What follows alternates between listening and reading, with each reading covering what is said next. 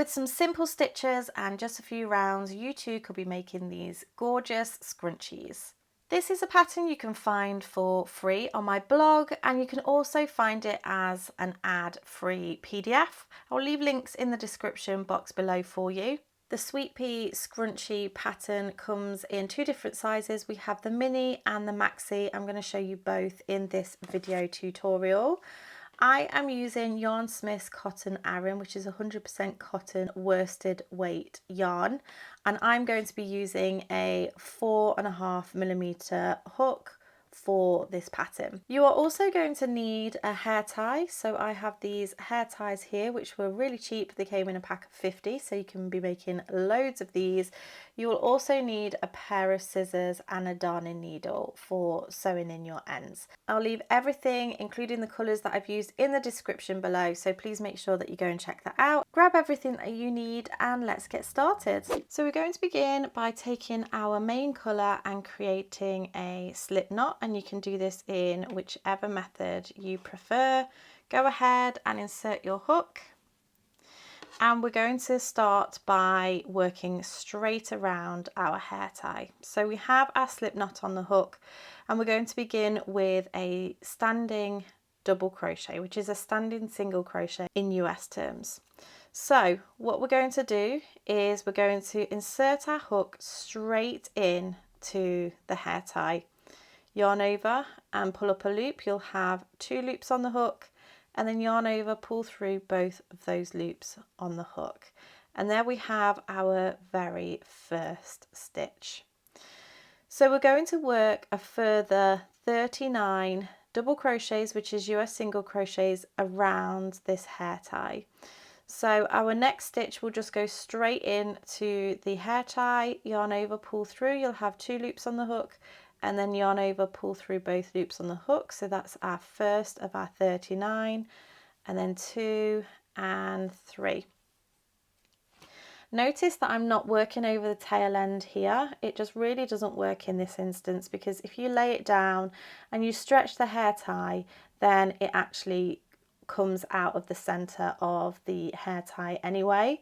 So I deliberately leave this out so that we can deal with this later. I've done my four stitches here. I'm going to go ahead and add around half of the stitches that are needed for the foundation for row 1, because I just want to show you how these are going to be applied to the hair tie.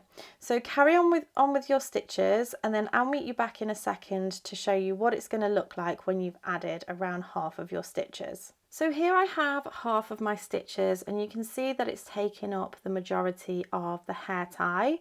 But as this is only half the stitches, what we want to do is we want to take either end of the stitches and pull them closer together, just like so. And then this just gives us room to work those rest of the stitches. And you can see now that this is really nicely covering over the hair tie. So I'm going to go ahead and add the rest of my stitches, and I'll meet you back in a moment. So I've now worked all of those 39 stitches, and with that very first stitch that we made, I now have 40 stitches around the hair tie. Now if you have a different size hair tie and you find that this is too many, you can take some off, or if you can still see the bobble, the hair tie, once you've got your stitches on, you can add more stitches as well. You can still follow this pattern. It doesn't matter how many stitches you have in this very first round. So I have my 40 stitches. I'm going to go ahead and join with a slip stitch into that very first stitch. And as mentioned before, I deliberately left out this tail end.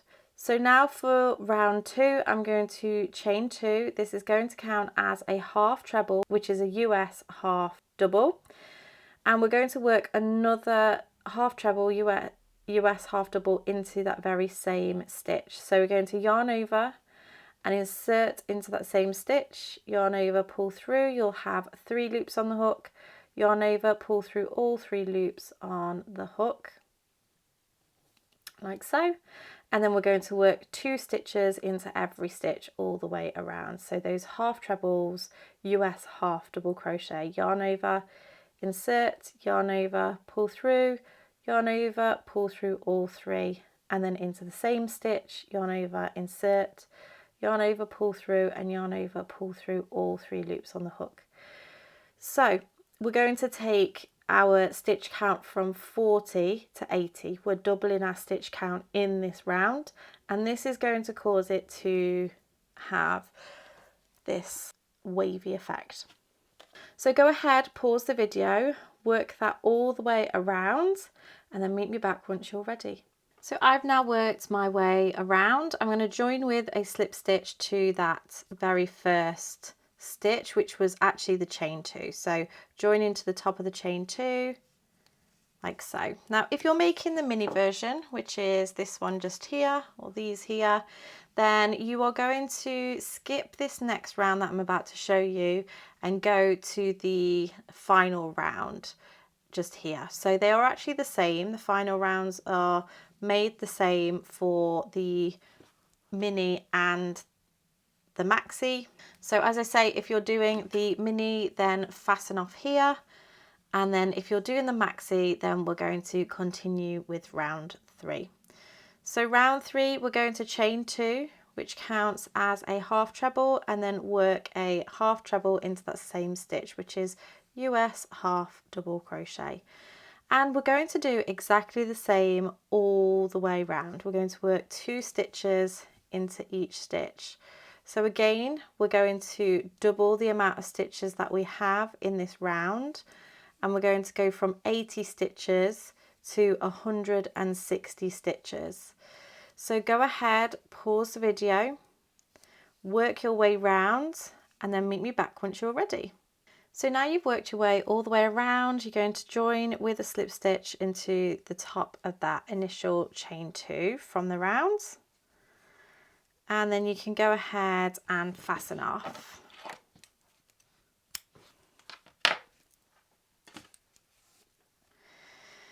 So now what we're going to do is we're going to attach the contrast colour. So I'm going to go into this stitch where we've just fastened off and take my contrast colour, which I'm going to use this colour. And what we want to do is we want to pull this through, so loop it and just pull it through that first stitch.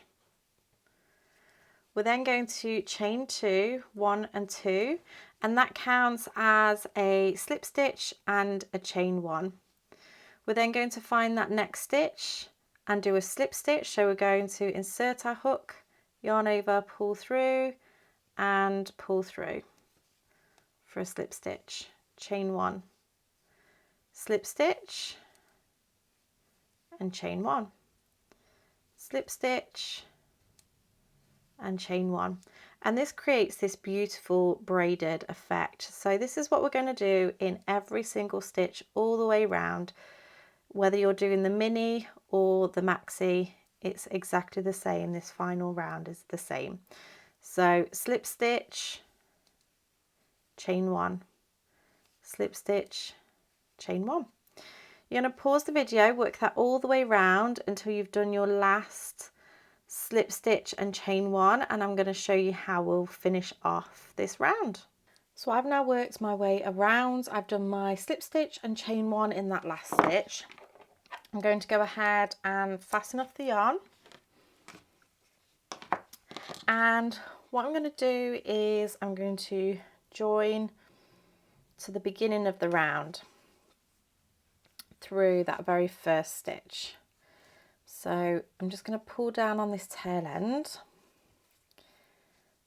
and then I'm going to go into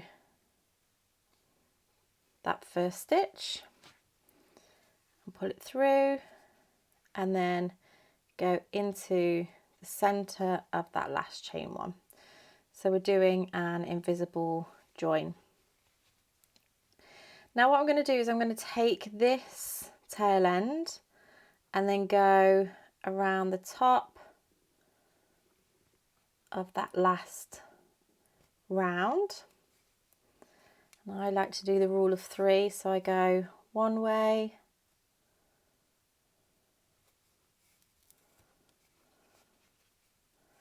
and then back the other way, trying to work through a little bit differently.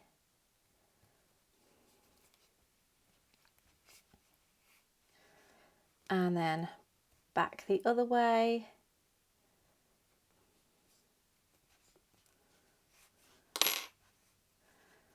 Like so, I'm just going to give that a bit of a pull and snip off. We're now going to take this other tail end and go the opposite way. So this one we sewed in that way, and then this one we're going to sew in this way, doing exactly the same thing. I'm going to go across the top, that final round.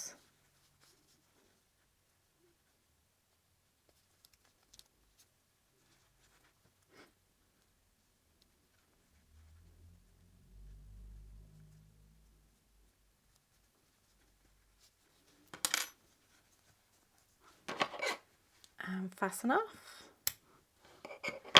And then we just have these two tail ends left. So this is the one that we left out from the beginning, and you just want to make sure that you're going across this the base of the second row, just to keep it out the way of the bottom, the first round where it stretches, because otherwise it will just come out as you're using it. So we're going to just go up to the base of that second row, round, and do exactly the same as we've been doing before. So back the other way, and then back the other way, trying to work through those different fibres.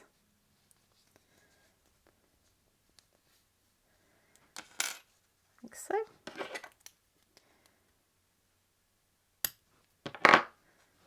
And then I'm just going to do this final one around the top here. So now that you have all of your tail ends sewn in, I just like to go across the top of this final round and almost scoot round those slip stitches so that they're not facing too much towards you. They're kind of on the edge of the work, if that makes sense. So you want to kind of just go round and scoot them round just so they sit a little bit neater, and you kind of then eliminate the front and the back of the work. So here you can see that this is the back of the work quite distinctly, and then this is the front. But if you just pull that round like this, it just makes that look like it's on the very edge of the work, and just makes it look a little bit more reversible, a little bit neater. So you can go around and do all of that, and then you can really have fun playing with all the different colours, the colour combinations, and also the different sizing. I really hope that you have enjoyed this tutorial. Don't forget to tag me on social media if you give these a go. I would absolutely love to see your makes and what colours you choose. Don't forget to like this video and subscribe to my channel to keep up to date with all of my latest videos. And if you like this tutorial with this hair accessory, then you might also like this video too, where you can make a headband.